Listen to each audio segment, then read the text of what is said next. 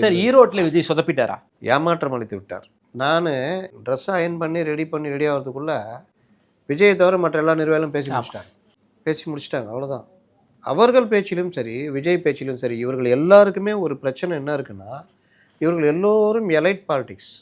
ஒரு கோர்வையா இல்லை சார், என்னத்தை எடுத்துக்கிறதுனே தெரியல. அதான் சொல்ல வரேன். இவர்கள் எல்லோருமே எலைட் பாலிடிக்ஸ் பண்ணுறாங்க.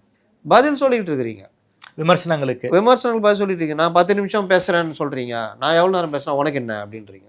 இதெல்லாம் இது கிடையாது. இதெல்லாம் நம்ம வந்து ரியாக்டே பண்ணக்கூடாது. பேசுகிறீங்கன்ற விமர்சனத்தை நீங்கள் அரை மணி நேரம் பேசினா போய்டும், அந்த விமர்சனம் காண போயிடும். எடப்பாடி என்னையா ஆனால் உனக்கு சேலத்தில் போய் உட்காந்துக்கிறார், பேசவே மாட்டேங்கிறாரு. என்னை சேலத்தில் உட்காந்துட்டேன்னு சொல்லிட்டு இருக்கிறீங்க, நான் செயல்படவில்லை என்று சொல்கிறீர்கள், நான் எப்படி இருந்தாலும் உனக்கு என்ன அப்படின்னு அவர் பேசலை. அவர் அடுத்தது பேச ஆரம்பிச்சிட்டாரு. உடனே ஃபயராக இருக்காரியா முன்னோட அப்படின்னு போதா? அதுதான் உங்களுக்கு பதில். உங்களுடைய பதில் என்னன்னா செயல் தான் பதில்.